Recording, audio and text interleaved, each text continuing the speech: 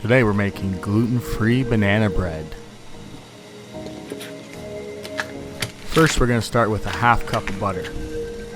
Melt it. A double boiler is a pot with gently boiling water that you can bring up your ingredients or melt or cook with steam.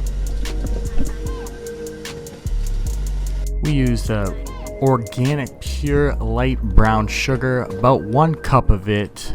We creamed that then with the butter until nice and smooth. After you got the sugar and butter creamed there, we're going to add 2 eggs into the batter mix.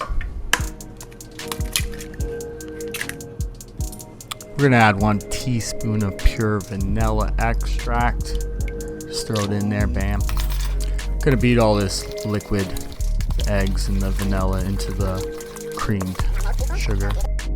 Going to get 2 to 4 ripe bananas. You're going to peel them down and pull them all out. Once you got the bananas in there, you're going to want to start breaking them down and mixing them into the batter. I really wish I did have a blender or a mixer would have been best ideal for this. As you can see, I'm just working it with the spoons and left a little bit chunky in my opinion. We then get a half a cup of sour cream. You're going to mix that into the batter. You're going to mix in that sour cream into your batter mix that you got. We got gluten-free all-purpose baking flour. We use about 1.5 cups of it.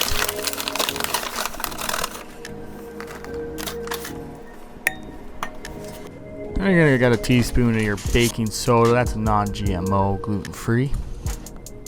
Now we're going to use a half a teaspoon of a pink Himalayan salt. You're going to mix that in there real well. Work it into your batter. It'll now form and look like a batter. Important step, grease the pan. That will make sure your banana bread doesn't stick to the pan. Get your batter all there, nice thickness. Pour that right into your pan. Chunks of butter are good. It will melt and keep the bread nice and moist and not burnt on the bottom or stuck. Temperature here is the most important. You don't want to burn the butter. 300 Fahrenheit, 150 Celsius. I put it in for 25 minutes.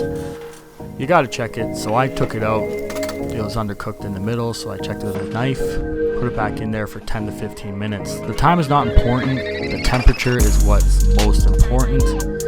Pull it out, let it rest, cut, and enjoy your banana.